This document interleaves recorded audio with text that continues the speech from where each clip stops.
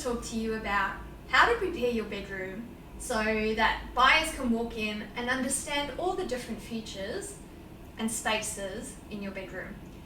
In this example, a key thing to remember is to close the doors that are cupboards or areas that you really don't want buyers to go into, and to open up the doors. For example, this is a bathroom. Make sure that the doors are open, so when a buyer comes in, when he looks at this closed door, he might think it's just a cupboard space. However, ta-da, it's a bathroom. So make sure that you open everything up and help the buyers navigate through your bedroom. Thanks. Thanks so much for watching this video. Remember, if you liked it, press thumbs up and subscribe to get more videos like this.